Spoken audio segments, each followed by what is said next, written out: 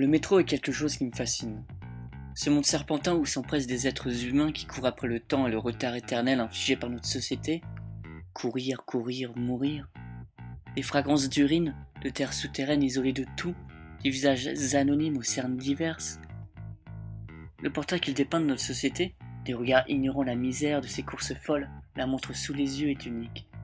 C'est un véritable écosystème de l'homme, tout ce qu'il y a de mieux et de pire dans notre monde. Et puis il y a le reste, bien sûr. Je me suis souvent senti oppressé à cette simple pensée.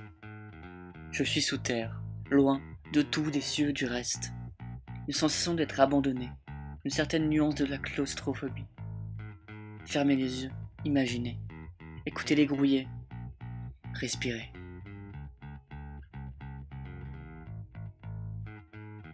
Prenez un holocauste nucléaire, prenez des survivants, mettez-les dans ces tunnels sombres et infinis, glauques et qui serpentent dans une logique oubliée.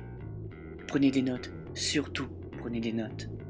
Regardez les années passées, la culture qui se dégrade et l'environnement qui devient peu à peu homme.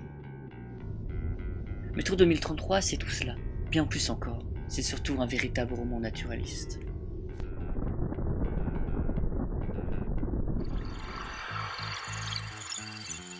Qu'est-ce que le naturalisme?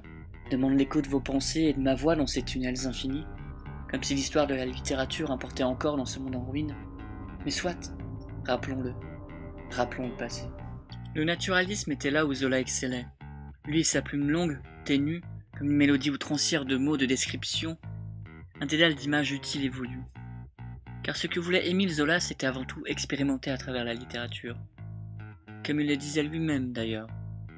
De sa plume, il décrivait la force naturelle de la société, du domaine social et du sens sur l'homme. Une expérimentation où ces personnages, ou les humains, étaient les cobayes. De cet art génétique jusqu'aux changements sociaux dus aux évolutions d'une société, vue à travers le prisme d'un milieu choisi et étudié, de Paris. Mais ici, et vous l'aurez compris, l'horizon est plus triste, humide, rance, car dans Métro 2033, on s'intéresse justement au métro moscovite, après un holocauste nucléaire. De station en station, de tunnel en tunnel, nous suivons Artyom, candide moderne armé de son innocence et de sa découverte de ce monde en ruine.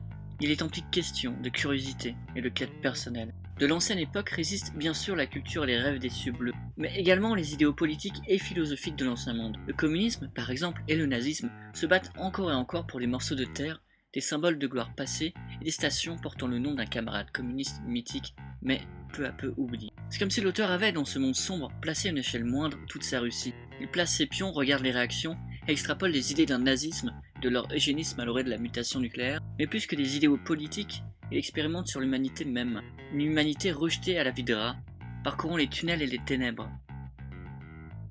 L'humanité dans ce livre vit un fantasme, celui de retrouver le monde qu'elle connaissait, un monde qui n'existe plus, tandis que elle subsiste dans un autre monde où elle n'a pas sa place. Et l'auteur nous rappelle par là même une thématique d'une autre icône de la SF, le roman Je suis une légende. Qui mérite le plus de vivre dans ce monde? Les humains, rats et recroquevillés dans une culture passée, jusqu'à continuer des combats d'une société morte?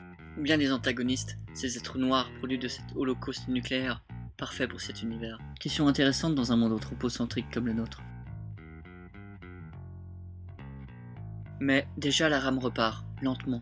Tout comme le voyage d'Artyom, le nôtre dans ce roman. Il prend son temps, logique jusqu'à son écriture même, celle d'un arrêt par station dans ce métro moscovite. Un roman naturaliste qui pose son concept d'expérimentation sur un concentré d'êtres humains dans un métro en période sombre, un roman superbe tout court.